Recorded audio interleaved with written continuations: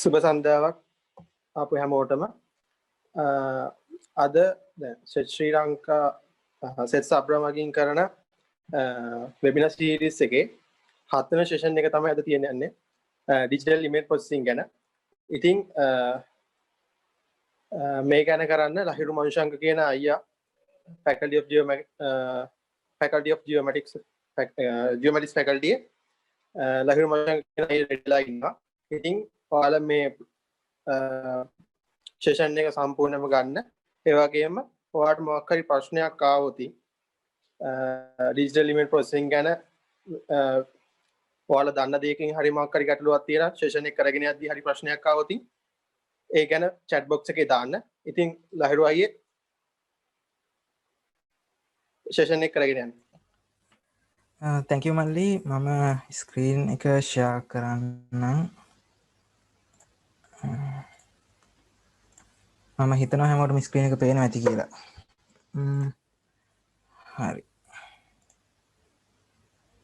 Digital image processing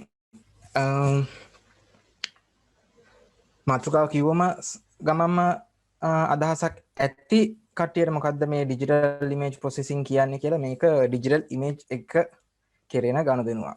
හරි. Session එක කරගෙන යන්න මම මේක කොටස් 4ක් යටතේ කතා කරා. මම ඩිජිටල් ඉමේජ් ප්‍රොසෙසින් දකින කොටස් 4කට. එකක් image enhancement, image classification, feature identification සහ feature recognition.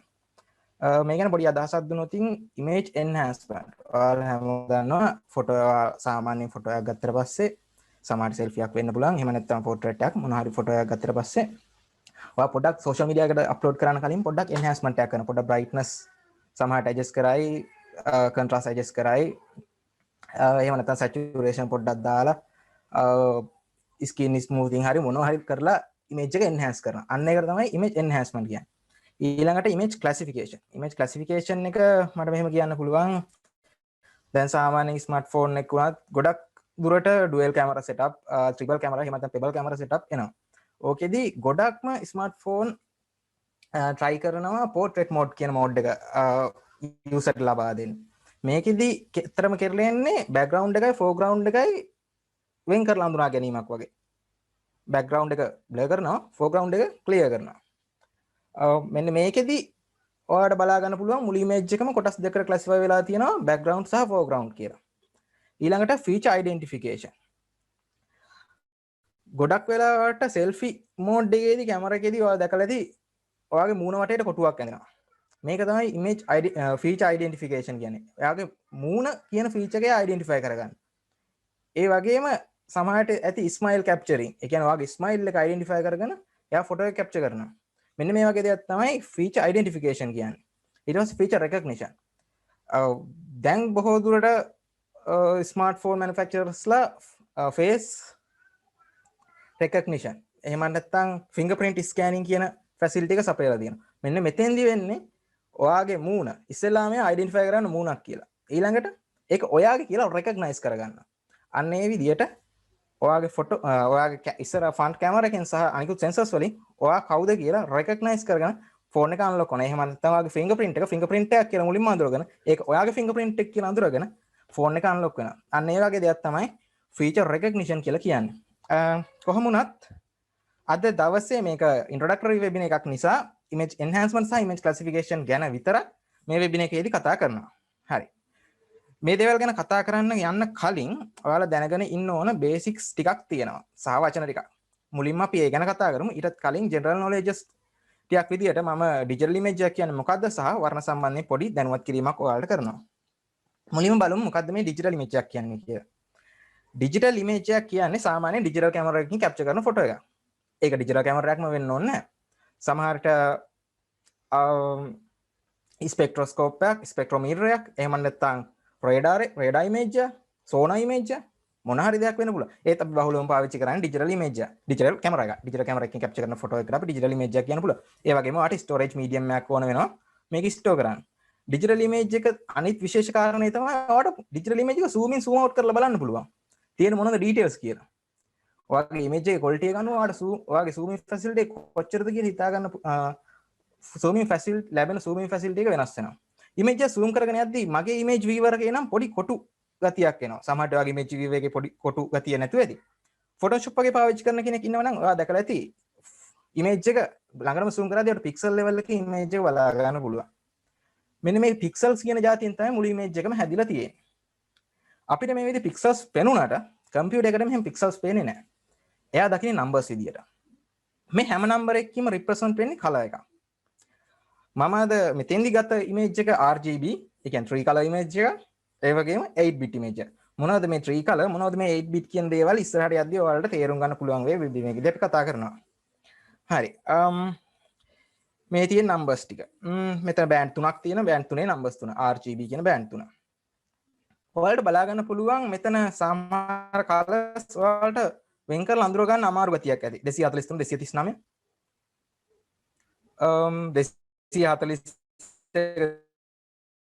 239 ඔයාලට අඳුර ගන්න අමාරු. color enhancement එකක් කරන්න පුළුවන්. මේ තියෙන color enhance කරපු ඒ කොටසේ color enhance කරපු image එක. එතෙන්දී ඔයාලට අර කලින්ට වඩා ටිකක් හොඳට අඳුර ගන්න පුළුවන් ගතියක් ඇති. මේ දේවල් ගැනත් ඉස්සරහට අපි කතා කරනවා. ඊට පස්සේ colors ගැන කතා කරමු. colors ගැන කතා කරද්දී මම ප්‍රධාන කොටස් 6ක් යටතේ කතා කරන්න බලාපොරොත්තු වෙනවා. මුලින්ම visible light, eye, color mixing, color coordinate system සහ color display bitrate කියන කොටස් ටික. visible light කියන්නේ මොකක්ද කියලා බලමු. මම හිතනවා ඔය හැමෝම දන්නවා ඇති මොකද්ද මේ electromagnetic spectrum එක කියන්නේ කියලා. මේ electromagnetic spectrum එකේ සාමාන්‍යයෙන් නැනෝමීටර 350 ඉඳලා 700 වගේ පරාසයට අපිට visible light කියලා කියන්න පුළුවන්. ඔව් අපේ ඇහැට පේන පරාසය. ඒක තමයි visible light කියන්නේ. මේ තියෙන්නේ අපේ ඇහැ. ඇහි සැකැස්ම. මේ හැම දෙයක්ම දැනගෙන ඉන්න ඕනේ මේ වෙබින එක තේරුම් ගන්න. ඒක කොහොමද ඇහැ සාමාන්‍ය ක්‍රියාකාරීත්වය වලට පොඩි අවබෝධයක් තියෙන නම් ඉස්සරහ දේවල් තේරුම් ගැනීමේ යම් පහසුවක් තියෙනවා. හරි. ඔයාලා දන්නවා සාමාන්‍යයෙන් තියෙන ඔබ්ජෙක්ට් එකක අපේ lens එකෙන් ඇහි තියෙන lens එකෙන් project කරනවා අපේ retina එකට project කරලා retina එකේ ලැබෙන image එක ඔයාගේ retina එකේ තියෙන rods සහ cones කියන cells වලින් read කර image එකක්. එහෙම නැත්නම් ඔයා දැන් experience කරන visual experience එක ඔයාලට ලැබෙන්නේ. මෙන්න මේ rods සහ cones වලින් කොහොමද read කරන්නේ, මොනවද read කරන්න කියන කාරණා අපි බලමු. සාමාන්‍ය cones වර්ග තුනක් තියෙනවා. L, M සහ S. L cone එකට හැකියාව තියෙනවා long wavelength capture කරගන්න. සාමාන්‍යයෙන් අතු වගේ ආලෝක. M වලට පුළුවන් medium wavelength. සාමාන්‍යයෙන් කහ කොළ වගේ ආලෝකයකට එයා සංවේදී. ඒ වගේම S කියන cone එකට පුළුවන් short wavelength. ඒ කියන්නේ නිල් පාට වගේ පාටවල් identify කරගන්න, ඒ කියන්නේ capture කරගන්න. එයාට readings දෙන්න පුළුවන්. මෙන්න මේ S cones වලට. rods වර්ග කීපයක් නෑ. rods තියෙන එක වර්ගයයි. rods සාමාන්‍යයෙන් කොළ range එකේ වගේ තමයි තියෙන්නේ. මේ වගේ rod සහ cones වල densities වල වෙනස්කම් නිසා අපිට ඇත්තටම අපිට visually බලන්න වෙන්නේ 3 color image එක. නැත්නම් 4 color image එකක් අපිට බලා ගන්න වෙන්නේ නැහැ. මෙතන band 4ක් තිබුණා කියලා. ඒකට හේතුව තමයි අපි දන්නවා කහ බිඳුව අවට අපේ cone density එක වැඩි, rod density එක අඩුයි. ඒ වගේම හැම් පිටට දෙයක්දී rod density එක වැඩි වෙනවා cone density එක අඩු වෙද්දී. ඒකයි ඔයාගේ ඇහැ කෙලින් ඉස්සරහා තියෙන දේ වඩා ක්ලියර්, වඩා පැහැදිලිව, වඩා හොඳින් අයිඩෙන්ටිෆයි කරගන්න පුළුවන් විදිහට පේන්නේ. color mixing. හැමෝම color mix කරනවා. පොඩි කාලේ හෝ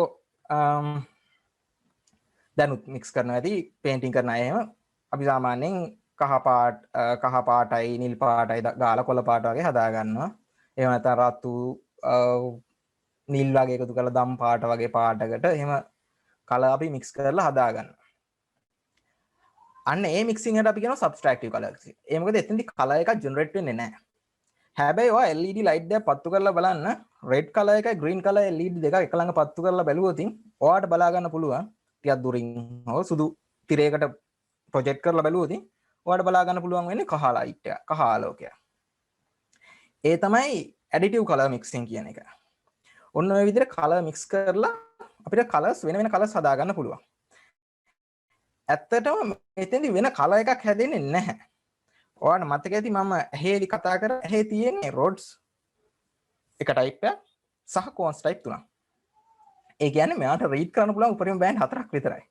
අන්න ඒ කාරණාවත් එක්ක වෙනම කලර්ස් දෙකක එකතුවක් අපි තනි කලර් එකක් විදිහට මොලේ අයිඩෙන්ටිෆයි කර ගැනීමත් තමයි මේ කලර් මික්සින් කියන එකෙන්දී සිද්ධ වෙන්නේ. ඇත්තට කලර් මික්ස් ඊළඟට කලර් කෝඩිනේට් සිස්ටම් එකක් කියන්නේ මොකක්ද කියලා. මෙතෙන්දී බැලුවොත් ඔයාලට බලා ගන්න පුළුවන් white, yellow, magenta, cyan, green, blue, red.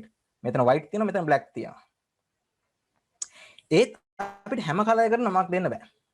ඔන්න ඔය කාරණෙත් එක තමයි අපිට කලර් කෝඩිනේට් සිස්ටම් එකක වැදගත්කම අවශ්‍යතාවය මතුවෙන්නේ. ඒ මොකද හැම කලර් එකටම මොකක් හරි නමක් දෙන්න.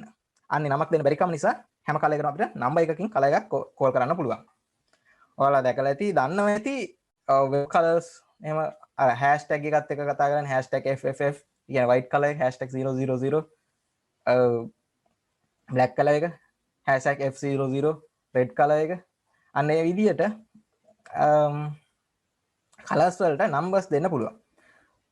බහුලවම භාවිත වෙන කලර් කෝඩිනේට් සිස්ටම් එකක් තමයි RGB කලර් කෝඩිනේට් සිස්ටම් එක. ඒ වගේම SHV කලර් කෝඩිනේට් සිස්ටම් එක පාවිච්චි කරනවා intensity hue saturation. එහෙම නැත්නම් saturation hue value කියන්නේ. ඔය කියන කලර් කෝඩිනේට් සිස්ටම් දෙකක් ඇත්තටම පොඩි වෙනස්කමක් තමයි තියෙන්නේ. SHV එක ගොඩක් පාවිච්චි වෙනවා ISH එකට වඩා. ඒ වගේම කම්පියුටර්ස් වල බහුලව භාවිත වෙන, ඒ කියන්නේ කම්පියුටර් ඉන්ටර්නල් ප්‍රොසෙසින් වලදී බහුලව භාවිත වෙන කලර් කෝඩිනේට් සිස්ටම් එකක් තමයි UVZ කියන්නේ. UVZ කෝඩිනේට් සිස්ටම් එක තමයි ගොඩක් වෙලාවට වීඩියෝ ප්‍රොසෙසින් වලදී වගේ, කියන්නේ වීඩියෝ කාඩ් එකක් ඇතුළේදී වගේ යාලා පාවිච්චි කරන්න බොහෝ දුරට උත්සාහ කරන්නේ ඒ වගේ කලර් කෝඩිනේට් සිස්ටම් එකක් ඒ වගේ ප්‍රොසෙසින් පහසුව සඳහා. කොහොමද අද අපි වෙබින එකේදී කතා කරන්නේ අපි බහුලව භාවිත කරන්නේ RGB කලර් කෝඩිනේට් සිස්ටම් එක. ඒ ගැන පොඩි අවබෝධයක් තිබුණා නම් ඇති. Colour display. මේ වෙද්දී ඔයත් මාත් දෙන්නම ඉන්නේ කලර් ඩිස්ප්ලේ එකක් ඉස්සරහා. මේ කලර් ඩිස්ප්ලේස් එක එක විදියට තියෙනවා. කොහොම කරත් අපි ළඟට ගිහිල්ලා බලුවොත් මෙන්න මේ වගේ විවිධ හැඩ අපිට දාලා ගන්න පුළුවන් එක එක කලර් ඩිස්ප්ලේස් වල. බොහෝ දුරට මම හිතනවා ඔයාගේ මගේ ඉස්සරහා දෙකොල්ලගෙම තියෙන්නේ මෙන්න මේ ටයිප් එක. මේ IPS LCD IPS කියන ටයිප් එක. එහෙම නැත්නම් AMOLED LD Super AMOLED කියන ටයිප් එක. ඔය දෙක තමයි බහුලවම භාවිත වෙන්නේ. ඒත් මම මේ ළඟදී එක්ස්පීරියන්ස් කරා ස්මාර්ට්ෆෝන් එක තියෙනවා ඒත් IPS ස්ක්‍රීන් එකක්. හැබැයි මෙතන තියෙන ටයිප් එකකටවත් සමාන නැති වෙනස් හැඩයක පික්සල්ස් තියෙන. කොහොම වුණත් මේ හැම එකම මේ RGB red green blue කියන ටයිප් 3 පික්සල්ස් තමයි බලා ගන්න පුළුවන් වෙන්නේ. bit rate මුලින් කතා කරා මම මුලින්ම දාපු sample image එක මම කිව්වා 8 bit image එකක් කියලා. ඔයා calculator එකක් පාවිච්චි කරනවා නම් එහෙම නැත්නම් ඔයාගේ අපි කවුරුත් දන්න Nokia 1280 ෆෝන් එකේ එහෙම තියෙන්නේ කළු එහෙම නැත් ඒ කියන්නේ on off විතරයි. කළු සුදු ඩිස්ප්ලේ එකක් කියලා අපි කියනවා. ඒකේ තියෙන්නේ on off. අපි ඒකට කියන 1 bit කියලා.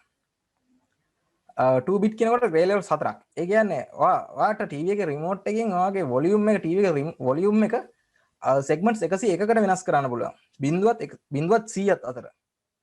බිඳුවත් ඇතුළු 100ත් ඇතුළු. එතකොට ඔයාට levels 101කට මේ volume එක වෙනස් කරන්න පුළුවන්. අන්න ඒ වගේ මෙන්න මේ කියන pixel එකක මොන හරි මේ අපි කියමුකෝ මේ blue pixel එක කියලා. මේ blue pixel එකේ value එක යාට වෙනස් කරන්න පුළුවන් නම් හතර ආකාරයකට. يعني on off සහ dim level දෙකක්. අන්න ඒ වගේ එකට අපි කියනවා 2 bit කියලා. ඇයි දෙකක් තියෙන එකට 1 bit සහ හතරක් තියෙන එක 2 bit කියන්නේ. අතර මේ bit කියන්නේ ඔය කියන value එක represent කරන්න computer storage එකේ හරි එහෙම නැත්නම් මෙන්න මේ කියන pixel එකට දෙන command එකේ හරි තියෙන්න ඕන minimum bit rate එක. මේ minimum bit rate එක අපිට කියන්න පුළුවන් ආ දන්නවා bit එකයි කියන්නේ එක්ක 1 එහෙම නැත්නම් 0. 1 or 0 කියන්නේ අපිට values දෙකක් represent කරන්න පුළුවන්. ඒකට 1 bit. 2 bit වෙනකොට 0001 1011 ඔය විදිහට අපිට කලර්ස් හතරක් බලා ගන්න පුළුවන්. එහෙම නැත්නම් level 4ක්. ඔය විදිහට 3 bit වෙනකොට 2 to the power 3 ඒ කියන්නේ 8ක් බලා ගන්න පුළුවන්. ඒ විදිහට අපිට බලා ගන්න පුළුවන්. මේ සිංගල් කලර් එකක් වුණාට අපි 3 කලර් කතා කරද්දී 1 bit නෙමෙයි 3 bit වෙනවා. එතකොට අපිට බලා ගන්න පුළුවන් කලර්ස් 8ක්.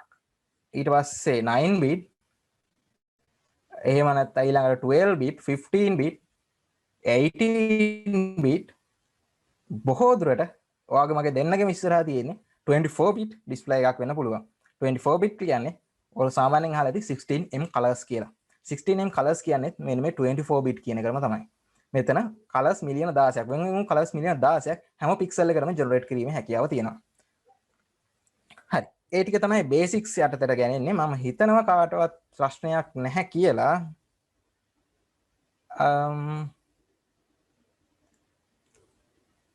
ප්‍රශ්න තියෙනවද කාට හරි බේසික්ස් ටිකේදී? නෑ අපි බේසික්ස් කතා කරන්න තාම යනවා ගමන්නේ. හරි අපි බේසික්ස් වලට යන් එහෙමනම්. බේසික්ස් යටතේදී මම කතා කරන්න බලාපොරොත්තු වෙනවා bands, color combination, color composite image, multispectral, hyperspectral වගේම histogram ගැන. මෙතනදී මම ලොකුවට ફોකස් කරන්න බලාපොරොත්තු වෙන satellite images ගැන. ඒ වගේම aerial photography සම්බන්ධයෙන් මේ දේම සමහර අවස්ථාවලදී වළංගු වෙන වෙලාවල් තියෙනවා. අපි පාවිච්චි කරන සෙන්සර් එකත් එක්ක කොහොමද අපි ඉස්සරහට යමු. බෑන්ඩ් ඔයා දැක්කා ඇහැ හතරක්. ඒ වගේම ඔයාගේ ස්මාර්ට්ෆෝන් එකේ තියෙන කැමරා එකේ බෑන්ඩ් තුනක් තියෙනවා. එක්ක RGB එහෙම නැත්නම් RYB, red green blue එහෙම නැත්නම් red yellow blue. red yellow blue කියන කම්බිනේෂන් එක ඇත්තටම කලාතුරකින් තමයි බලා ගන්න පුළුවන් වෙන්නේ ස්මාර්ට්ෆෝන් කැමරා එකක. මගේ මතකයේ හැටියට Huawei ස්මාර්ට්ෆෝන් එක මට බ්‍රෑන්ඩ් මොඩල් එක මතක නැහැ. Huawei ස්මාර්ට්ෆෝන් එක අපිට මෙන්න මේ කියන RYB සෙන්සර් එකක් බලා ගන්න පුළුවන් වෙනවා. මැනුෆැක්චරර් සමහර විට Leica වෙන්න පුළුවන්. ඒ ගැන ලොකුවට මට අවබෝධයක් නැහැ. කොහොම වුණත් අපි සැටලයිට්ස් වලදී පාවිච්චි කරන ඉමේජ් සෙන්සර් වල මෙන්න මේ බෑන්ඩ් 3කට වඩා වැඩි සංඛ්‍යාවක් නිරන්තරයෙන්ම අපිට බලා ගන්න පුළුවන්.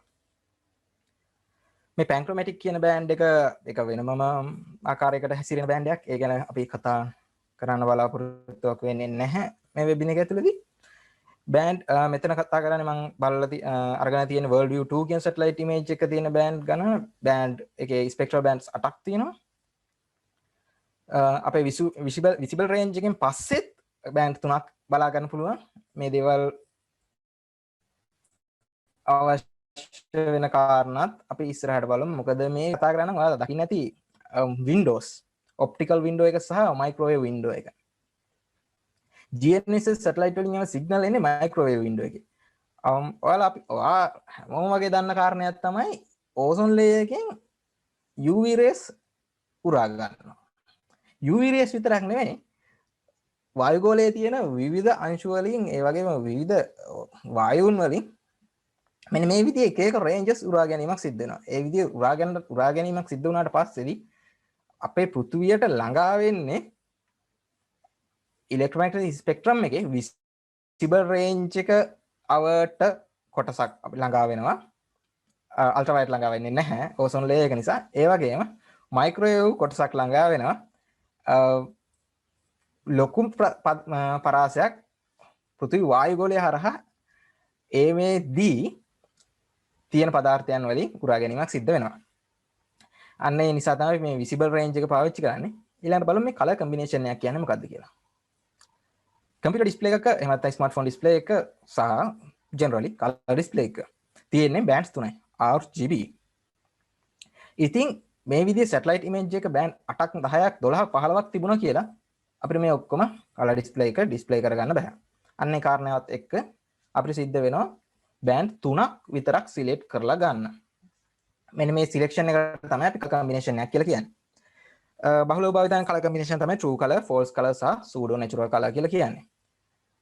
මේ විදිහට තමයි සිලෙක්ට් කරන්නේ. හරි true color කියන්නේ රේන්ජ් එකේ අපේ බෑන්ඩ් වල red වල ළඟම බෑන්ඩ් එක red වලටත් green වල ළඟම බෑන්ඩ් එක green වලටත් blue වල ළඟම බෑන්ඩ් එක blue වලටත් දාලා බොහෝ දුරට ස්වභාවික වර්ණ වලට ආසන්නම ජෙනරේට් කරන්න පුළුවන් ඉමේජ් එකට තමයි අපි true color image එකක් කියලා කියන්නේ.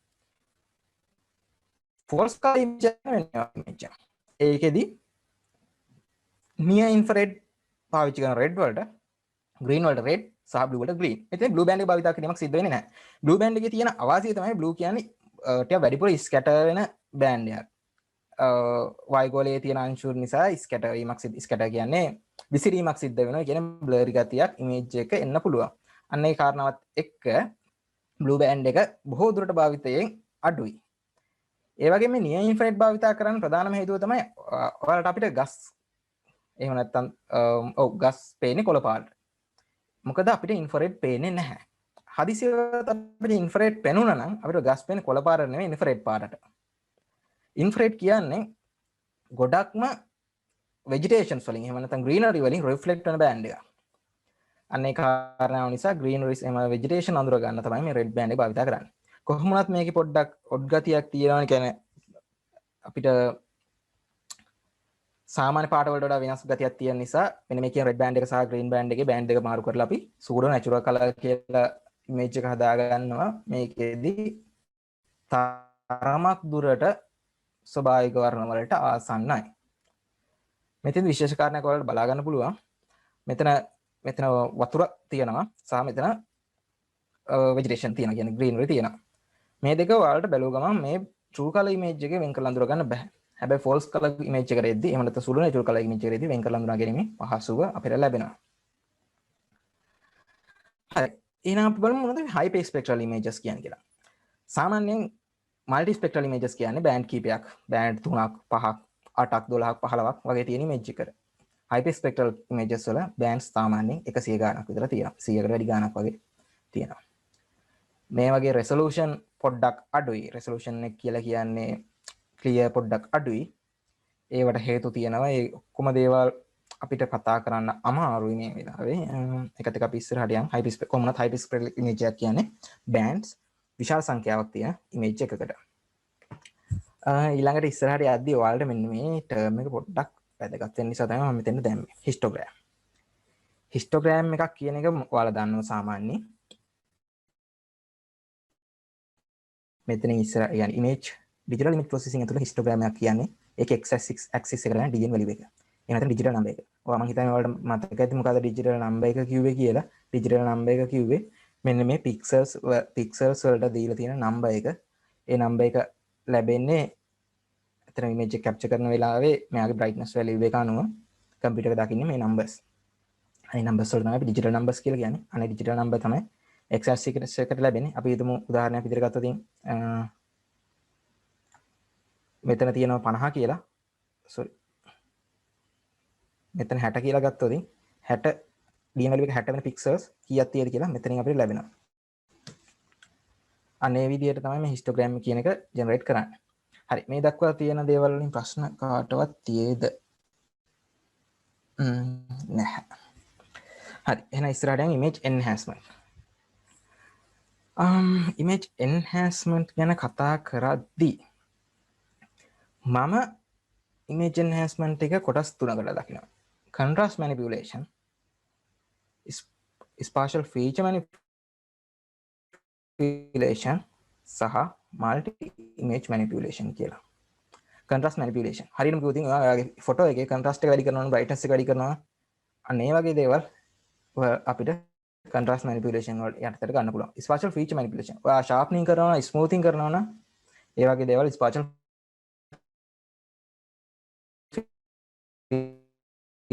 manipulation එකට ගන්න වෙනස් කරනවා නම් එහෙම නැත්නම් ඔයාගේ temperature වෙනස් කරනවා අන්න ඒ වගේ කාරණා multi image manipulation එකට ගන්න පුළුවන්. කොහොමද contrast manipulation සහ spatial feature manipulation කියන කොටස් දෙක අද දවසේ අපි කතා කරනවා. contrast manipulation යටතේ contrast manipulate කරන්න පුළුවන් ක්‍රම ගණනාවක් තියෙන. ප්‍රධාන වශයෙන් linear technique සහ non linear technique එක ගන්න පුළුවන්. linear technique යටතේ ක්‍රම ගණනාවක් තියෙනවා. non linear එකෙත් එහෙමයි. අද දවසේදී minimum maximum contrast stretching සහ piecewise linear contrast stretching කියන දෙක කොහොමද සිද්ධ වෙන්නේ කියලා කතා කරනවා. මෙතෙන්දී minimum maximum contrast stretching. මේ තියෙන histogram එකක් මම ගත්ත image එකක blue band එකේ. මේ histogram එක ඔයාලට බලා ගන්න පුළුවන් digital numbers dn values තියෙන්නේ 6 ඉඳලා 20 වෙනකම් විතරයි. ඒත් ඔයා දන්නවා අපේ computer display එකත් 24 bit. ඒ කියන්නේ හැම බෑන්ඩ් එකකටම 8 bit ගාන වෙන් කරපු display එකක්. එතකොට මේ කොටස විතරක් අනේ කාරණාවත් එක්ක අපිට මේ කොටස මේ histogram එක සම්පූර්ණ stretch කරන්න පුළුවන්. ඒ stretch කිරීමේදී සාමාන්‍යයෙන් අපි 6 කියන dn value එක බිඳුව කියලා ගන්නවා. 20 කියන dn value එක 255 කියලා ගන්නවා. ඇයි මේ 255? 256ක් තියනව නේද? 2 to the power 8 වෙනකොට. හරි. අපි බිඳුව වෙන්නේ පටන් ගන්න. අනේ කාරණාවත් එක්ක 255. ඒතර මෙතන 256යි තියෙන්නේ. ඔයා දන්නවා histogram එකක් අඳිද්දී අපි class එකේ mid values නෙමෙයි පාවිච්චි කරන්නේ class limits. ඒතර class limit එක වෙන්නේ 256. හරි. ඒකත් එක්ක stretch කිරීම සිද්ධ වෙනවා linearly. ඔයාට මේක තේරෙනවා කියලා මම හිතනවා. piecewise linear contrast stretching වලදී වෙන්නේ කොටසක් linear stretch කරනවා එක ratio එකකට සහ තව කොටසක් තවත් ratio එකකට stretch කරනවා. මේ වැදගත් වෙන අවස්ථා තියෙනවා, වැදගත් වෙන හේතු තියෙනවා. සාමාන්‍යයෙන් ඔයා shadow adjust කරලා තියෙනවා නම් photo එකක හරි image එකක හරි shadow adjust වෙද්දී අතර මේක නෙවෙයි සිද්ධ වෙන්නේ. ඒක multi image manipulation එක. ඒකෙදි තරමක් දුරට මේ වගේ දෙයක් තමයි සිද්ධ වෙන්නේ. ඔය දැකලා ඇති. කළු වගේ තියෙන ඒවා එහෙමම තියෙද්දි සුදු වගේ ඒ කියන්නේ ඇෂ් කලර් වගේ ඒවා white කලර් වලට වගේ ගෙනියන කාරණයක් තමයි සිද්ධ වෙන්නේ. ඒක අතරම shadow removal කියන එක ගොඩක් complex situation එකක් තියෙන multi image manipulation යටතට ගන්න පුළුවන්. හරි කොහොමද අපි ඉස්සරහට යන්නේ? මේ තියෙන සාමාන්‍ය image එක satellite image එක. ඔයාට සමහරවිට අඳුර ගන්න පුළුවන්. මම මේක බෑන්ඩ් එකක් විතරක් ගත්තා. මට මතක නැහැ හරියට බෑන්ඩ් එක මොකක්ද කියලා. සමහර විට මේක green බෑන්ඩ් එක වගේ වෙන්න පුළුවන්. මේ තියෙන stretch කරාට පස්සේදී ඔයාට බලා ගන්න පුළුවන්. ඔයාට ඊට කලින් ඔයා දැක්කට වඩා ඔයාට දේවල් අඳුර ගැනීමේ හැකියාව වැඩි වෙන්නේ නැති මේ enhancement කරාට පස්සේදී. අන්න ඒක තමයි අපි enhancement කියන දේ නැත්නම් contrast stretching කියන දේ කරන්නේ අන්න ඔය සිද්ධි වලට. හරි ඉස්සරහට යන්න කලින් අපිට තව වචන ටිකක් දැනගන්න වෙලා තියෙනවා point operations. Point operations කියලා කියන්නේ එහෙම නැත්නම් global enhancement කියන්නේ මුළු image එකටම වටේ pixels වල බලපෑමකින් තොරව කරන enhancement. හරියටම දුතින් contrast stretching කියන දේ අපිට මේ විදිහට ගන්න පුළුවන්. Local operators කියන්නේ හැම දෙයක් නෙමෙයි. මෙතෙන්දි සිද්ධ වෙන්නේ වටේ pixels වල values අර මැද pixel එකට බලපාන. හරියටම දුතින් skin smoothing වගේ දෙයක් කරවතින් ඔයාගේ වටේ pixels يعني skin එක නිකන් තනිකර blur වෙන්නේ නැහනේ. යා smoothing එකක් කරන්නේ. වටේ pixels වල values බලලා තමයි ඔයාට හොඳ output එකක් දෙන්න යාලා උත්සාහ කරන්නේ. අන්න ඒ වගේ දෙයක් අපිට local operation යට ගන්න පුළුවන්. එහෙම නැත්නම් sharpening කරන image එක වටේ pixels වල values බලලා තමයි sharpening කියන දේ කරන්නේ. ඒ වගේ දේවල් අපිට local operators වල ගන්න පුළුවන්. ඒ වගේ මේ spatial frequency කියලා වචනයක් දැනගන්න ඕන. මෙතෙන්දී ඇත්තටම කෙරෙනවා කියන්නේ මෙතෙන්දී අදහස් කරන්නේ ඔයාගේ image එකේ එකම ළඟ tone එක fade වෙගෙන වගේ යනවා නම් එතන ඇත්තටම spatial frequency එක අඩුයි කියලා කියනවා. එහෙම නැත්නම් එක සැරේ boundary එකක් වගේ දිනවා. එක කලයකින් යනවා ටක් ගාලා වෙනස් කලයකට යනවා. එහෙනම් එක කලයකින් යනවා වෙනස් කලයකට යනවා ආයිමත් පහුගිය කලයකට යනවා. අන්න ඒ වගේ වෙනස් එක සැරේ වෙනස් වෙන colors ළඟ pixels ළඟ අපි spatial frequency එක වැඩි කියනවා. ඒ වගේම අර smoothly colors variate වෙන තැන් වලදී spatial frequency එක අඩුයි කියලා කියනවා. මේක ඇත්තටම වචනයක්. මේක ඉස්සරහදී පොඩ්ඩක් දැනගෙන ඉන්න ඕන නිසා මම මෙතෙන්ට include කරේ. හරි. දැන් කතා කරන්න යන්නේ spatial feature manipulation ගැන. මෙතෙන්දී කතා කරන්න ප්‍රධාන කොටස් දෙකක් තියෙනවා. filtering සහ Fourier analysis. filtering ගැන අද කතා කරනවා. introductory webinar එකේදී convolution filters ගැන විතරයි කතා කරන්නේ. statistical filters ගැන කතා කරන්නේ නැහැ. ඒකිනුත් low pass, high pass සහ edge detection කියන filters තුන ගැන කතා කරන්න බලාපොරොත්තු වෙනවා. හරි. spatial filtering මේක ඇත්තටම local operation එක. මම හිතනවා මතක ඇති local operation එක කියන්නේ වටේ pixels වල values බලපානවා pixel එකේ කරන enhancement එකට. local filtering වලදී සිද්ධ වෙන්නේ සාමාන්‍යයෙන් spatial frequency එක අඩු ඒවා emphasize කරලා වැඩි ඒවා de-emphasize කිරීම. සරලම කිව්වොත් smoothing. high pass කියන්නේ spatial frequency එක වැඩි ඒවා emphasize කරලා අඩු ඒවා de-emphasize කරන එක. ඒ කියන්නේ sharpening. අර බලා ගන්න පුළුවන් මේ පල්ලෙහා තියෙන image එක smoothing කරාට පස්සේ තමයි මේ තියෙන්නේ. ඒ කියන්නේ මේකට සාපේක්ෂව වට පේනවා smooth වෙලා තියෙන්නේ. ඒ වගේ මේ image එක අපි sharp කරොත් මේ වගේ අපිට sharp වෙච්ච image එකක් බලා ගන්න පුළුවන්. මේකට තමයි අපි low pass සහ high pass filtering කියලා කතා කරන්නේ. convolution filters දෙකක් වෙන low pass high pass කතා කරාට අපි convolution filter එකක් කොහොමද වැඩ කරන්නේ කියලා තරම් කතා කරේ නැහැ. convolution filter එකක් වැඩ කරන්න mainly අපිට kernel එකක් කියලා එකක් අවශ්‍ය වෙනවා. ඒක 3x3 matrix එකක් වෙන්න පුළුවන්. matrix එකක් කියන්නේ මොකක්ද කියලා මම හිතනවා ඔයාලා දැනුවත් කියලා. matrix එකක් කියන්නේ සාමාන්‍ය array එකක්. එහෙම නැත්නම් අපි ඒකට කියනවා න්‍යාසයක් කියලා. ද්විමාන න්‍යාසයක් 2D මැට්‍රික්ස් එකට වගේ එකට තමයි අපි ඇරේ එකක් කියන්නේ. ඇත්තටම ඇරේ එක මැට්‍රික්ස් එකේ පොඩි වෙනස්කම් කීපයක් තියෙනවා. ඒ දේවල් වැදගත් වෙන්නේ නැහැ. මෙතෙන්දී වෙන්නේ අපි ගත්තොත් මෙතෙන් පාවිච්චි කරපු කර්නල් එක 101.0.10.101 කියන කර්නල් එක. මෙතෙන් සිද්ධ වෙන්නේ මුළු ඉමේජ් එකේ පුරාවට මේ කර්නල් එක ගමන් කරනවා. කර්නල් එක ගමන් කරමින් මේ පික්සල් එකේ තියෙන dn value එක මේ කර්නල් එකේ value එකෙන් multiply කරලා හැම පික්සල් එකකටම දාලා කර්නල් එකේ හැම පික්සල් එකකටම දාලා මේ විදිහට multiply කරලා එකතුව ගන්නවා. මෙතෙන්දි බලන්න 1යි 2යි 3යි 4යි. මේ මුළු කර්නල් එකෙන්ම ලැබෙන output එක 4යි. අන්න ඒ විදිහට මෙතන ඇත්තටම binary image එක තමයි පාවිච්චි කරලා තියෙන්නේ. කියන්නේ 1 bit image එකක් සාමාන්‍යයෙන් binary image එක ඔව් මම කිව්වේ Nokia 1280 එකේ වගේ තියෙන අන්න ඒ වගේ image එක.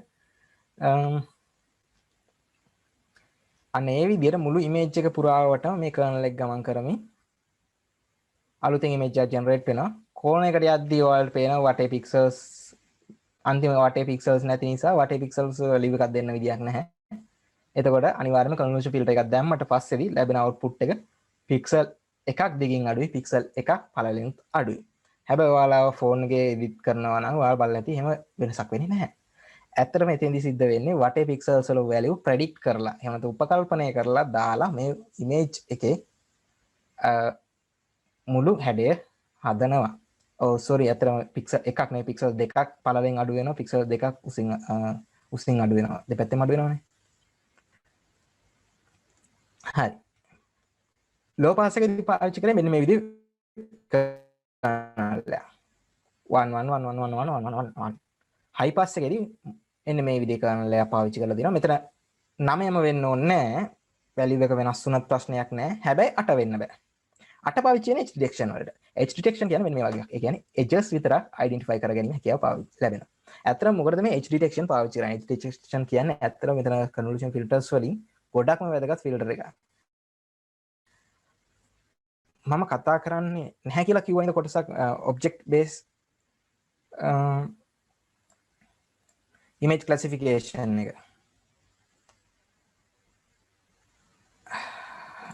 ඔව් object based classification එකට ඇත්තටම edge detection එක කියලා වැදගත් වෙනවා.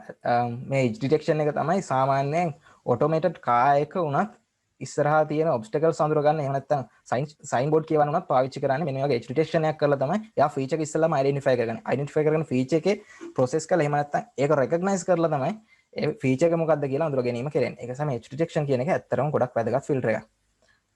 edge detection ගැන ඔයාලට ගොඩක් විස්තරයක් බලා ගන්න පුළුවන් මේ වෙබ්සයිට් එකට ගියාට පස්සේ sorry edge detection විතරනේ kernels ගැන එහෙමුණා වෙබ්සයිට් එකට ගිහලා බලා ගන්න පුළුවන් kernel ඔයාලට ඕන විදිහට edit කරලා ඒ විදිහට ගන්න පුළුවන්. ওই විදිහට තමයි kernel කරන්නේ image classification. ඊට කලින් අපි බලමු ප්‍රශ්න මුකුත් තියෙද කියලා. හරි. මේ matrix එක ගන්න කොහොමද? low pass high pass matrix එක define කරන්නේ කොහොමද? හරි.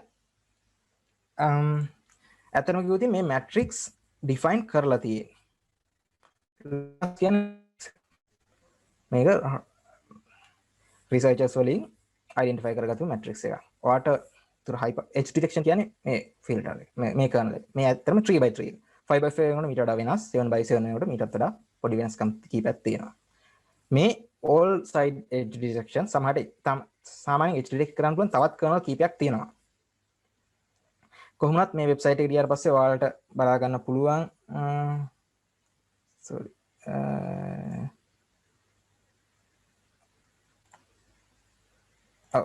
මේ වගේ ඔයාට kernel එක define කරලා තමන්ට කැමති kernel sharp kernel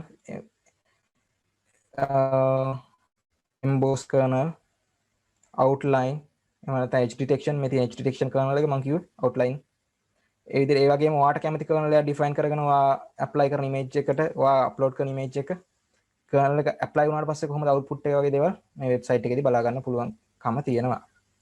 මේ website එකට ගියා නම් ඔයාට මේ දේවල් ගැන ලොකු අවබෝධයක් ලබා ගන්න පුළුවන් වෙවි. link එක මේක තමයි link එක මම පුළුවන් වුණොත් chat box එකට අන්තිමට දාන්න. හරි image classification ගැන තමයි කතා කරන්න යන්න තියෙන්නේ. ඉමේජ් ක්ලාසිෆිකේෂන් ගැන කතා කරන්න කලින් ඔය දැනගෙන ඉන්න ඕන වැදගත්ම දේ තමයි මේ ස්කැටර් ප්ලොට් එකක් කියන්නේ මොකක්ද කියලා. මම මේක පුළුවන් තරම් සරලව පැහැදිලි කරන්න උත්සාහ කරන්න. මම කිව්ව නේද ඉමේජ් එක බෑන්ඩ් කීපයක් තියෙනවා කියලා. සමහරට බොහෝ දුරට බෑන්ඩ් 3ක් RGB කියන බෑන්ඩ් 3. සමහරට තනි බෑන්ඩ් එකක් වෙන්නත් පුළුවන්. කොහොම වුණත් ක්ලාසිෆිකේෂන් වලදී අපි මල්ටි ස්පෙක්ට්‍රල් ඉමේජස් තමයි පාවිච්චි කරන්නේ. එතකොට කොහොමද තනි බෑන්ඩ් එකක් තියෙන ඉමේජ් එක අපි ක්ලාසිෆයි කරගන්නේ? අන්න ඒකට ඇත්තටම වාට ක්‍රමයක් තියෙනවා.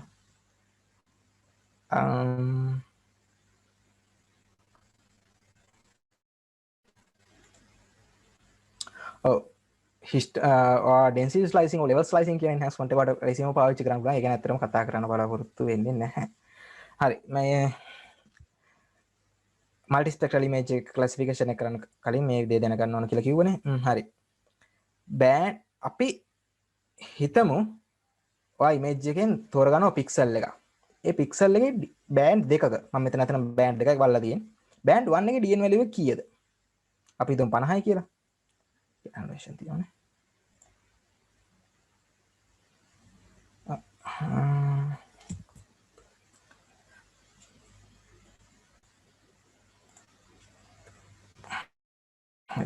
පණහා කියලා හිතමු. 50 තියෙන කියලා හිතමුකෝ අපි. එතකොට 50න් ඉරක් ගහලා ඒ වගේම බෑන්ඩ් 2 එකේ වැලියු එක 45යි කියලා හිතමු. එතකොට ඔයා මේ පික්සල් එක ප්ලොට් කරන්නේ මෙතන. හැබැයි පික්සල් එකේ කලර් එක නෙමෙයි නිකම්ම ඩොට් එක. අන්නේ විදියට හැම පික්සල් එකම වැලියුස් බලනවා. බෑන්ඩ් 1 එකේ වැලියු එක කීයද? බෑන්ඩ් 2 එකේ වැලියු එක කීයද? හරි මොකද මේ 2D කෝඩිනේට් එකක් වගේ. හැම පික්සල් එකකම 2D කෝඩිනේට් ප්ලොට් කරගෙන යනවා. ඒත් අයි මෙතන මේ කලර්ස් කීපයක් ඔයාලට බලා ගන්න පුළුවන් වෙන්නේ. මොකද මෙතන පින්ක් කලර් එකෙන් වගේ පටන් අරගෙන බ්ලූ වලින්, ලයිට් බ්ලූ වලින්, ග්‍රීන් වලින් සමහර තැන් වල රෙඩ් කලර් එක වුණත් ඔයාලට බලා ගන්න පුළුවන්. මෙතන සිද්ධ වෙලා තියෙන්නේ අපිට බැහැ නේද එක පොයින්ට් එකක් උඩ තව පොයින්ට් එකක් ප්ලොට් වුණොත් කොහොමද අඳුරගන්නේ? අන්නේ අඳුර ගන්න තමයි කලර් එක වෙනස් කරන්නේ. එක පොයින්ට් එක නම් මෙතන මේ කලර් එක, පොයින්ට් දෙකක් නම් මේ විදිය, පොයින්ට් තුනක් නම් මෙහෙම, පොයින්ට් හතරක් නම් මෙහෙම, පොයින්ට් පහක් නම් ඒ විදියට ඒ කලර්ස් දෙනවා පොයින්ට් ගාන අනුව. ඒ කියන්නේ එක උඩ ප්ලොට් වෙන පොයින්ට්ස් ගාන අනුව. එක උඩ පොයින්ට් ප්ලොට් වෙන එක ගැන ඔයාලට කොහොමද හිතා ගන්න පුළුවන් මේ හිස්ටෝග්‍රෑම් එක ගැන බලුවොත්. එකම DN වැලියු එකේ තියෙන වේද පොයින්ට්ස් ගණනාවක්. පික්සල්ස් ගණනාවක් තියෙනවා. ඒ වගේම ඊළඟ බෑන්ඩ් එකෙත් ADN වැලියු එකේ පික්සල්ස් ගණනාවක් තියෙනවා. එතකොට බෑන්ඩ් දෙකේම මේ DN වැලියු එක කම්බිනේෂන් පවර් ගණනාවක් තිබීමේ හැකියාව තියෙනවා. අන්න ඒ නිසා තමයි එකම තැනට පික්සල්ස් කීපයක් පවර් ප්ලොට් වෙන්නේ. එතකොට ඔයාලට තේරෙනවා මේ එක ළඟ ප්ලොට් වෙලා තියෙන්නේ එක ළඟ කලර් තියෙන පික්සල්ස්. එක උඩ ප්ලොට් වෙලා කියන්නේ එකම කලර් එක තිබිච්ච පික්සල්ස්. අන්න එතකොට ඉමේජ් එක ක්ලාසිෆයි කරන ලේසිම ක්‍රමය තමයි මෙන්න මේ ස්කැටර් ප්ලොට් එක කොටස් වලට කඩලා අන්නේ කඩපු කොටස් ටිකට අදාළ පික්සල්ස් ටික වෙන වෙනම කොටස් පන්ති වලට දාන වෙන වෙනම කණ්ඩායම් කරනවා. අන්න ඒක තමයි ඉමේජ් එක ක්ලාසිෆයි කරන්න පුළුවන් ලේසිම ක්‍රමය. හැබැයි ඉමේජ් ක්ලාසිෆිකේෂන් ගැන මුලින්ම කියද්දි මම කිව්ව නේද ඔයාගේ මොබයිල් ෆෝන් එකේ සමහරට පෝර්ට්‍රේට් මෝඩ් එක තියෙනවා. පෝර්ට්‍රේට් මෝඩ් එකේදී ඉමේජ් ක්ලාසිෆිකේෂන් එකක් කරනවා කියලා. ඇත්තටම එතනදි කෙරෙන්නේ එක ඉමේජ් එකකින් නෙමෙයි ඉමේජස් ගණනාවකින් තමයි ඉමේජස් දෙකකින් අඩුම ඉමේජස් දෙකකින් තමයි ක්ලාසිෆිකේෂන් ප්‍රොසෙස් එක කෙරෙන්නේ. එතන ක්ලාසිෆිකේෂන් එක කෙරෙන්නේ මම හිතන්නේ මම ක්ලාසිෆිකේෂන් ගැන තාම ඉස්සරහට කතා කරන්න යනවා. එතකොට ඉමේජ් ක්ලාසිෆිකේෂන් එක කෙරෙන්නේ කොහොමද කියලා කතා කරමු. හරි. ඊට පස්සේ කතා කරන්න තියෙනවා ස්පෙක්ට්‍රල් ප්‍රොෆයිල් එක කියලා. මොකද්ද මේ ස්පෙක්ට්‍රල් ප්‍රොෆයිල් එක කියලා? මම කිව්ව නේද ඔයාලට හයිපර් ස්පෙක්ට්‍රල් ඉමේජස් ගැන. බෑන්ඩ් 100ක් විතර තියෙන 100කට වැඩියෙන් වගේ තියෙන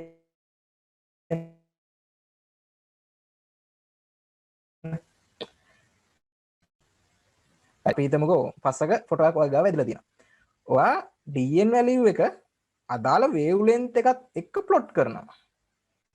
එතකොට ප්ලොට් කරලා යා කරාම ඔයාට ලැබෙන ස්පෙක්ට්‍රල් ප්‍රොෆයිල් කියන එක. එතකොට හයිපර් ස්පෙක්ට්‍රල් ෆොටෝ එකකට ගියොත් හයිපර් ස්පෙක්ට්‍රල් ඉමේජ් එක ඉමේජ් 100 ගණනාවක් තියෙනවා. එතකොට මෙන්න මේ කියන කර්ව් එක ගොඩක් ස්මූත්ලි ඇඳෙනවා. මේ කර්ව් එක ඩ්‍රයි සොයිල් කියන්නේ ඩ්‍රයි සොයිල් වලට ආවෙනික වූ කර්ව් එක ඩ්‍රයි සොයිල් වලට තියෙන්නේ. ඒ වගේ වෙට් සොයිල් වලට ভেජිටේෂන් එක එක ෆීචර්ස් වලට තියෙන්නේ Tamanටම ආවේනික වූ මෙන්න මේ කියන ස්පෙක්ට්‍රල් ප්‍රොෆයිල් එක. vegetation ගත්තත් vegetation එකේ වර්ගය අනුව ඔයාට පේනවා කොළේ කලර් එක වෙනස් වෙන්න පුළුවන්. ඒ වගේම අන්න ඒ විදිහටම මෙන්න මේ ස්පෙක්ට්‍රල් ප්‍රොෆයිල් එක ඉතා සියුම්ව එකම වර්ගයේ දේවල් වල පවා වෙනස් වීම බලා ගන්න පුළුවන්.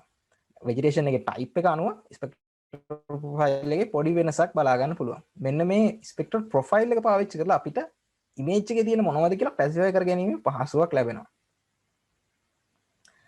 හරි, image classification ප්‍රධාන වශයෙන් මම කොටස් තුනක් කියලා කියන්නම්. මේවා ඇත්තටම කියන්නේ මේ මෙච්චර දෙලා කතා කරපු දේවල් සහ ඉදිරියට කතා කරන ඒවා මම මේ ප්‍රධාන වශයෙන් කොටස් මෙච්චරයි කියන ඒවා ඇත්තටම මේ සංඛ්‍යාත්මකව කියන්න බෑ ප්‍රධාන කොටස් 2යි 3යි 4යි 5යි කියලා. ඒ කියන්නේ ඒවයි ෆීචර්ස් අනුව වෙන් කරන්න පුළුවන් ප්‍රමාණ ගැන තමයි කතා කරන්නේ. මේලි කොටස් තුනක් කියලා කියන්න පුළුවන්. supervised, unsupervised සහ object based image classification, object based image analysis. object based image analysis පැත්තට තමයි අතරම ඔයාගේ ෆෝන් එකේ portrait mode එක පවා වැඩ කරන්නේ. ඒක කතා කරන්න බලාපොරොත්තු වෙන්නේ නැහැ. අද දවසේ කතා කරන්න බලාපොරොත්තු වෙන්නේ supervised සහ unsupervised කියන කොටස් දෙක ගැන. supervised classification එක වෙන්නේ කොහොමද? මම කියවනේ වාගේ image එකේ rise තියෙනවා මේ බෑන්ඩ් තුනේ මේ DNA values තියෙනවා. ඒතර හැම තැනම එකමද නෑ. ඔයා rise oil ගත්තොත් rise oil වල ඔයාට පේනවා එක එක තැන්වල පොඩි පොඩි වෙනස්කම් තියෙනවා. හැබැයි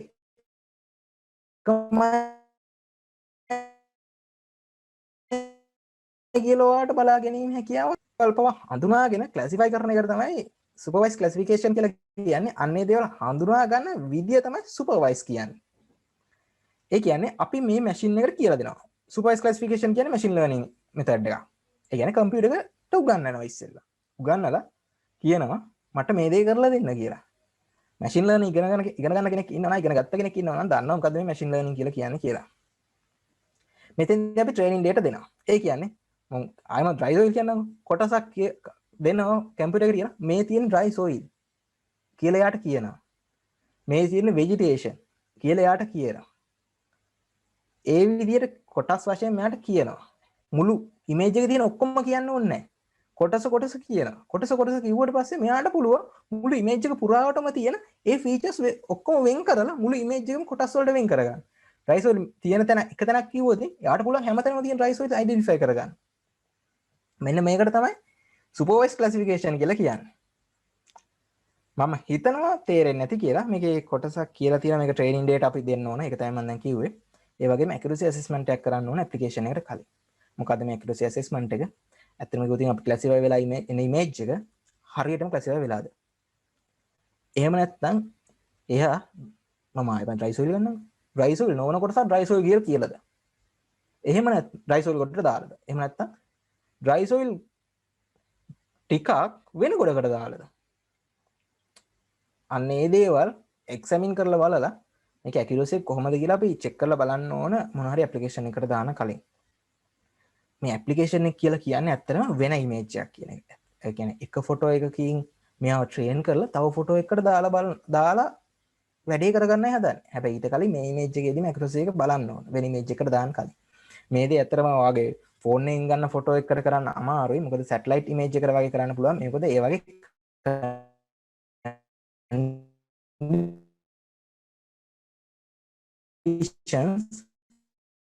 නිතරම සමානයි. ගොඩක් වෙලාවට සමානයි. එයා කැප්චර් කරන්නේ එකම ටයිම් එකේ. ඩේ ටයිම් එකේ ඉඳලා ප්ලස් ඕ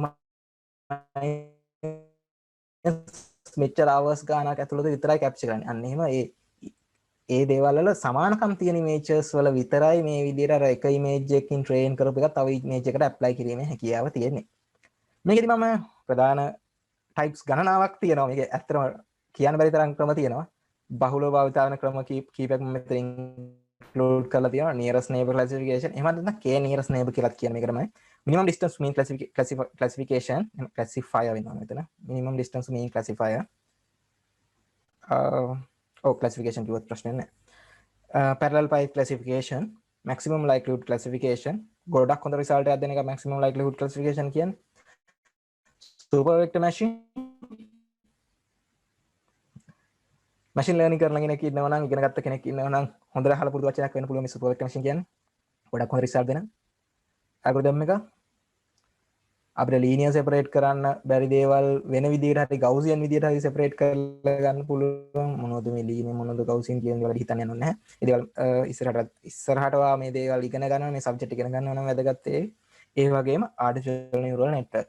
මම මෙතන නිකමඩ ආටිෆිෂල් නියුරල් නෙට්වර්ක් කියන එක මේ විදිහට ඇප්ලයි කරා මෙතන ඉන්ක්ලූඩ් කරාට ආටිෆිෂල් නියුරල් නෙට්වර්ක් එක යටතේ ගොඩාක් ක්‍රම තියෙනවා. ගොඩාක්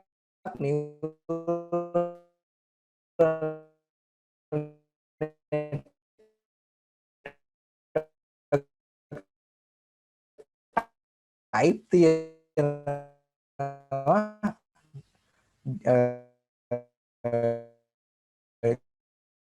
නියුරල් එක එක ඉමේජ් එකට වෙන් වෙන් වූ ඉමේජ් එක හැටියට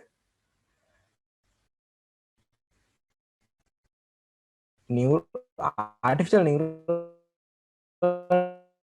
නෙට්වර්ක් කියන්නේ අපි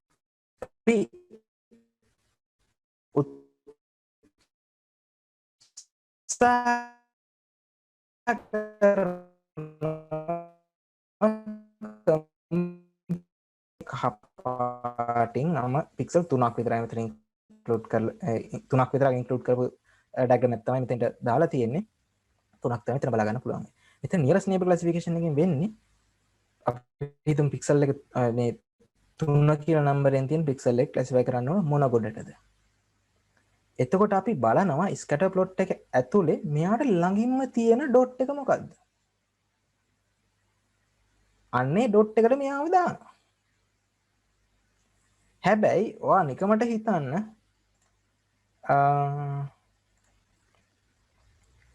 මෙන්න මෙතන ඔයාට රතු පාට ඩොට් එකක් තියෙනවා. සෝරි ඔතන ඇදලා තේරුමක් වෙන්නේ මෙතන තියෙනවා කොළ පාට ඩොට් එකක්. එතකොට මේ 3 කියන එක ක්ලාසිෆයි වෙන්නේ මේ කොළ පාට කොටට. එහෙම නැත්නම් ෆොරෙස්ට් කියන කොටට.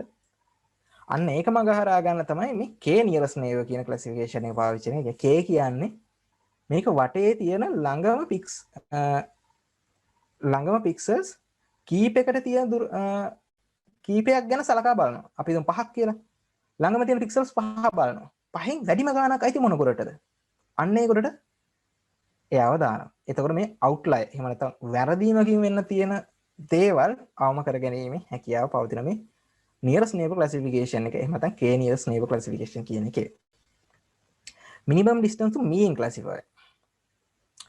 මේකෙදි ඇත්තටම වෙන්නේ ක්ලස්ටර් එකේ ස්කැටර් ප්ලොට් එක ඇතුලේ තියෙන ක්ලස්ටර් එකේ මීන් එක හොයලා ගන්නවා. එතකොට අපි අර ට්‍රේන් කරපු ඩේටා එකේ මීන් එක තමයි ඇත්තටම මෙයා පාවිච්චි තමයි දුර බලන්නේ. අන්නේ විදියට දුර බලලා අඩුම දුර තියෙන මීන් එකට මේක දානවා මේ කොට. දැන් ඔයා මෙතන බැලුවොත් 2 කියන එක වැටෙන්නේ ඇත්තටම මෙන්න මේ ඔරෙන්ජ් කලර් එක වගේ තියෙන්නේ සොයිල් කියන එකට. දැන් මීට කලින් කේදී 2 කියන එක වැටුනේ රෙඩ් එකට. මොකද්ද K නියරස්ට් නේබර් ක්ලාසිෆිකේෂන් එකේදී. සමහර විට කේ බොහෝ දුරට වැටෙන්නේ රතු එකට වෙන්න පුළුවන්.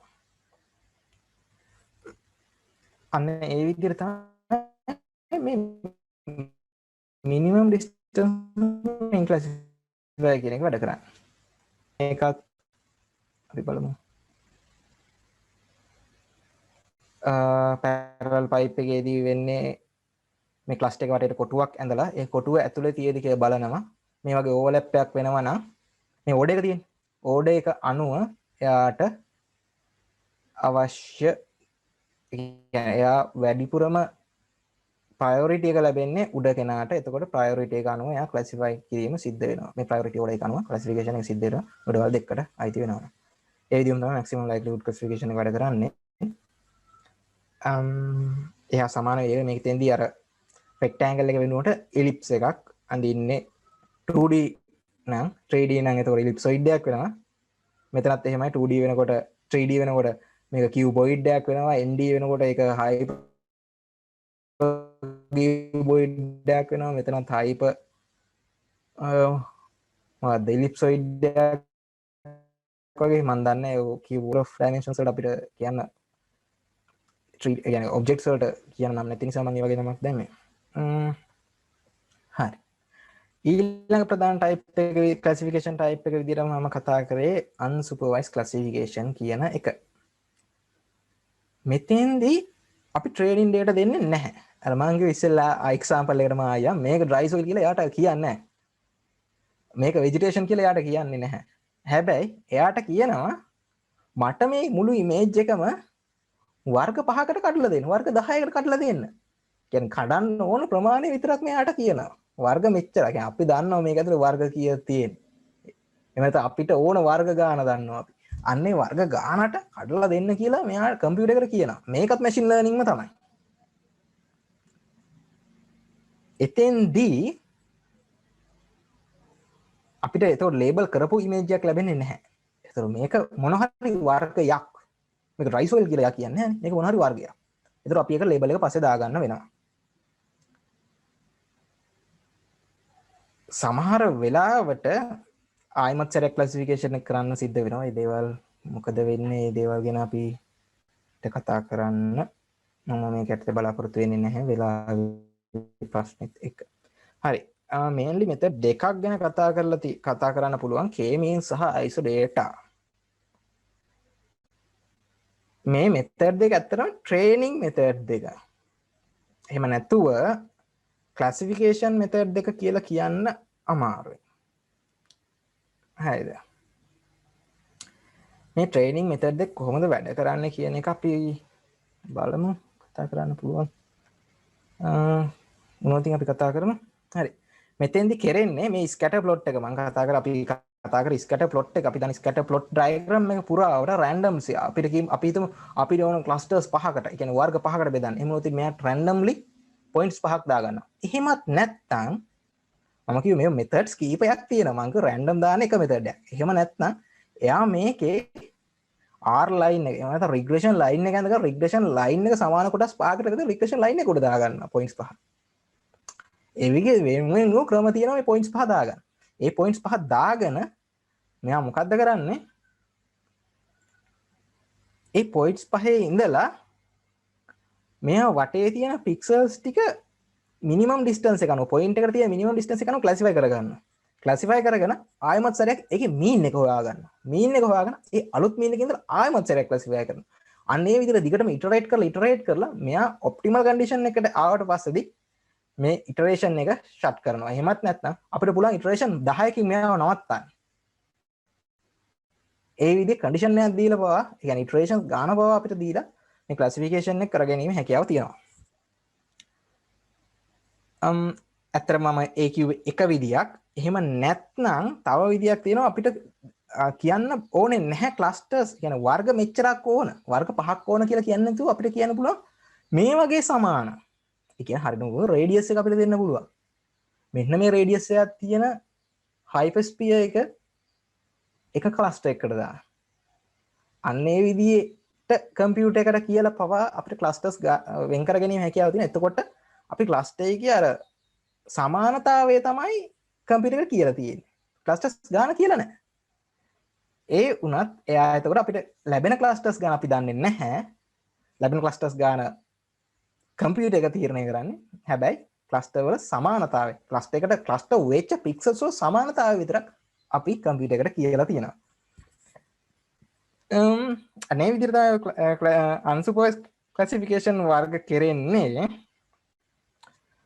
හරි. ඔය ටික තමයි අද වෙබිනාර් එකේදී කතා කරන්න බලාපොරොත්තු උනේ මම හිතනවා ප්‍රශ්න ඇති කියලා. ප්‍රශ්න තියෙනවා නම් අහන්න.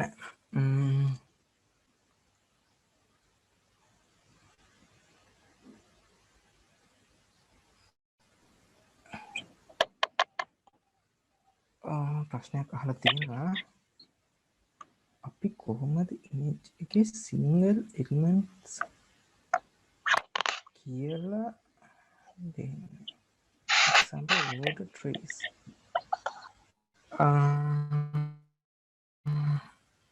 question එකක් තියෙනවා. අතන මට question එක මොකද්ද කියලා මේ හරියටම තේරෙන්නේ නැහැ මම මොකද්ද මේ අහලා තියෙන්නේ කියලා. අපි කොහොමද image එකේ single element කියලා දෙන්නේ? example water trees. හරි. හරි මට තේරුණා. මේ අහලා තියෙන්නේ supervised classification එක ගැන. single element එකක් කියලා කොහොමද අපි දෙන්නේ? අපිට මේකට පාවිච්චි කරන්න පුළුවන් ක්‍රම දෙකක්. ප්‍රධාන ක්‍රම දෙකක් කියලා මම කියන්න. එකක් visual interface අපිට පාවිච්චි කරන්න බෑ. visual interface එකක් තියෙන software එකකින් අපිට පුළුවන් කොටසක් ඇඳලා කියන්න. මෙන්න මේ කොටස තමයි water. මෙන්න මේ කොටස vegetation කොටස කියලා අපිට ඇඳලා කියන්න පුළුවන්. ඒ කියන්නේ අපිට boundary define කරලා කියන්න පුළුවන්. එහෙම නැත්නම් මේ තැන්වල coordinate දානවා. image coordinate කියලා කියන. image coordinate කියන්නේ මම හිතන්නේ remote sensing ඇතුලේ සමහර විට කතා වෙන image coordinate කියන්නේ මෙන්න මේ left top corner එකෙන් පටන් අරගෙන x coordinate එක x axis එක east එකටත් y coordinate එක east එකට නෙමෙයි right side එකට y coordinate යටටත් එන විදිහට pixels වලට coordinate එකක් දෙනවා. අන්න image coordinate system එකෙන් අපිට rectangle එක define කරන්න පුළුවන් image coordinate දන්නවනේ.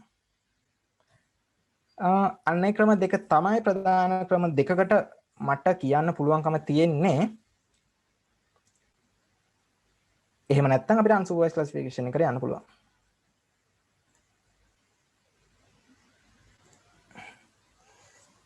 satellite image process කරන්න special softwares කොහොමද? normal image process කරන්න පුළුවන් කරනකට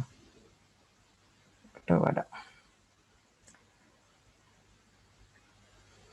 satellite image process කරන්න ඇත්තටම ඔයාට softwares වෙනම softwares ඕන වෙන්නේ ඔයා pre-process කරපු නැති satellite image එකක් ගත්තදී. ඒ කියන්නේ ඔයා tree color image එකක් ඒක JPEG format එකකින් හරි TIFF format එකකින් හරි ඔයාට ගන්න පුළුවන් නම් ගොඩක් දුරට ඔයාට සාමාන්‍ය software එකකින් ඒ දේ කරගැනීම හැකියාව තියෙනවා.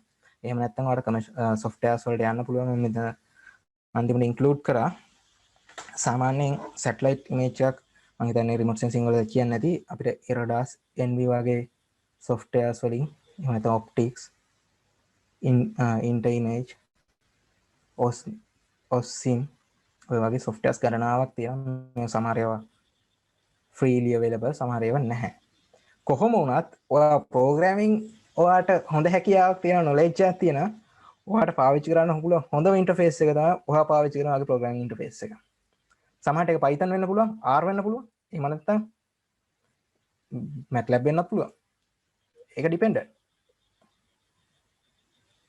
Python MATLAB වගේ use කරලා practical example එකක් කරන්න පුළුවන් නම් ගොඩක් වටිනවා.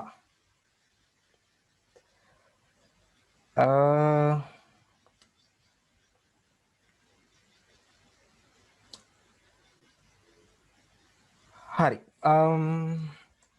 වෙලාව නම් සම්බන්ධයෙන් ප්‍රශ්නයක් තියෙනවා. වෙලාව සම්බන්ධයෙන් ගැටලුවක් නැත්නම් කට්ටියට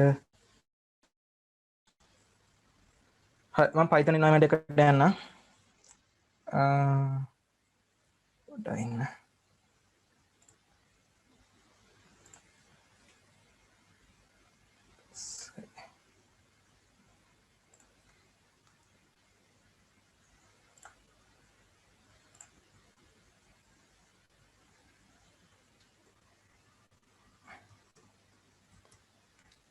මට පොඩි වෙලාවක් දෙන්න මම environment එක load කරනකම් මට ඇත්තටම location එක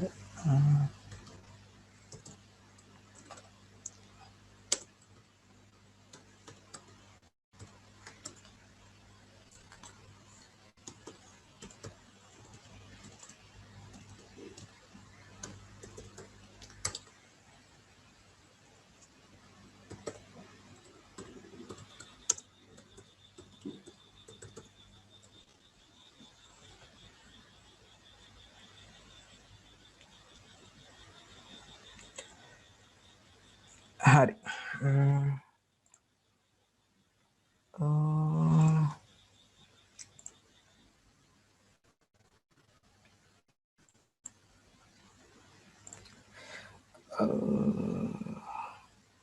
හරි මම කොහොමත් සාම්පල් එකක් ඩිසයින් කරපු එකක් يعني කෝඩ් කරපු එකක් තිබුණා මේ වෙලාවේදී මම මෙතන පාවිච්චි කරන්නේ GDAL library එක. GDAL library කියන්නේ GDAL software එක කියලා කියන්නත් පුළුවන්. GDAL module එකෙන් තමයි මම import කරන්නේ. ඒ වගේම NumPy අර කැල්කුලේෂන් වල numpy වගේම ඉමේජ් එක සේව් කරන්න ඒ වගේ දේවල් වලට පිල් ලයිබ්‍රරිය සහ මැට්ලොක් කොට්ලිප් පාවිච්චි කරලා තියෙනවා. මම මෙතෙන්දී GDAL කියන්නේ ගොඩක් පවර්ෆුල් software එකක් කියලා කියන්න පුළුවන්. ඒකේ රීඩ් කරන්න පුළුවන් ගොඩක්ම data types. ඒ විදිහට රීඩ් කරාට පස්සේ මම හිතන්නේ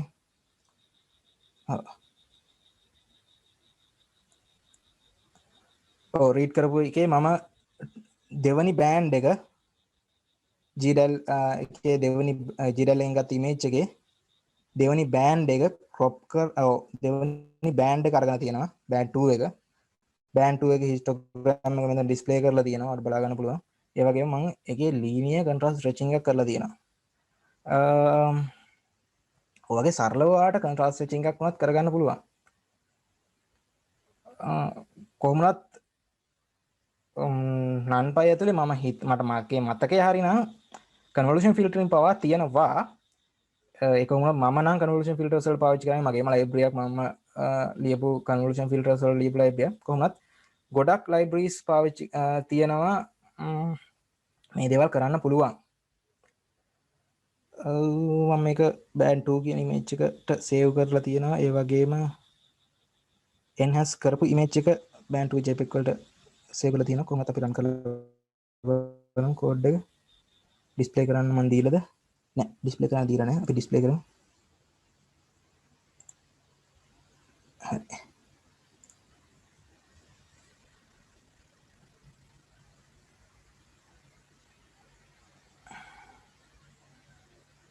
කෝඩ් එක රන් වුණා හරි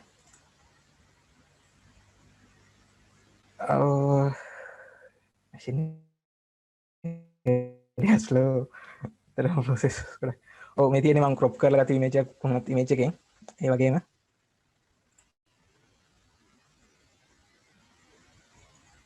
sorry හිතන්නේ ඒක close වුණා ඇත්තටම ඒක save වුණ directory band 2 contrast stretching හරි පොඩ්ඩක් ඉන්න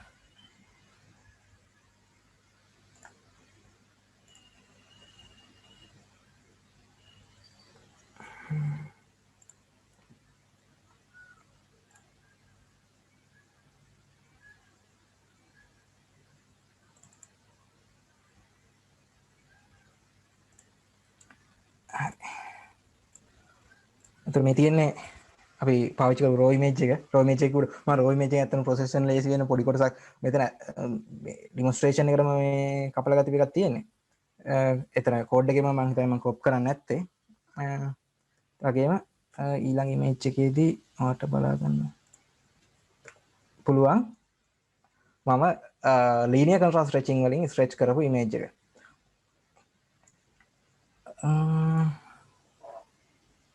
කෝඩ් එක ගන්න පුළුවන් වෙයිද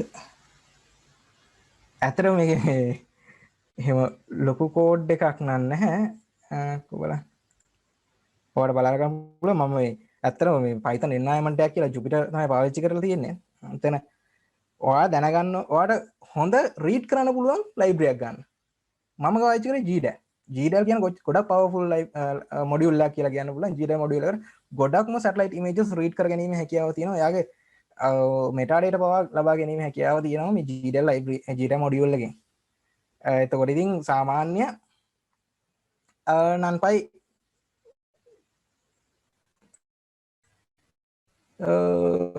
calculations ටික මෙතන ඔයාලට බලා ගන්න පුළුවන් මේ තමයි linear contrast stretching කියන එකේ equation එක linear contrast stretch කරන්න මම පාවිච්චි කරපු equation එක අතර මෙතෙන්දී ඔයාලට ඕනනම්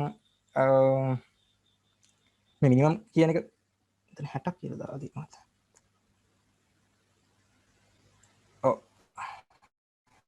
NB මෙතන ඔයාලට minimum එක වෙනුවට ඕනනම් minimum value එක ඔයාලට අතින් define කරන්න පුළුවන්. එතකොට දෙපැත්තේ outliers line කරගැනීම හැකියාව තියෙනවා. එහෙම නැත්නම් standard deviation එක පාවිච්චි කරලා මේ දේ කරන්න පුළුවන්. අන්න ඒ වගේ ලොකු flexibility එකක් මෙන්න මේ ඔයා මේ programming environment එක පාවිච්චි කරනවා නම් පුළුවන්. මේක ඇත්තටම මට ගියාව Python code එක නෑ මේ NumPy එක විතරයි තියෙන්නේ මේ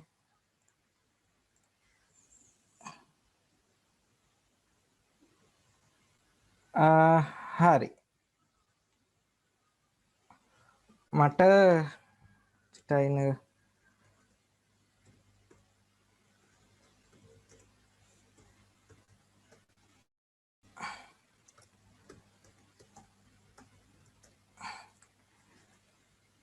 මගේ ඊමේල් එක දැම්ම මේ ඊමේල් එකට මේ මේල් එකක් දාන්න මේ කෝඩ් එක දෙන්න කෝඩ් එක මේක විතරනේ කොලොෂන් ෆිල්ටර්ස් පවා ඇති කියලා හිතනවා මගේ ළඟ කෝඩ්ස් මේක අතර මගේ ලැප් එකක් නෙවෙයි කෝඩ්ස් කීපයක් මගේ ගාව ඇති ප්‍රොසෙස් පාවිච්චි කරනවා හරි තව ප්‍රශ්න තියෙද මොකද ගොඩක් වෙලා ගියා අපේ ඩිසයිඩ් කරපු වෙලාවට වඩා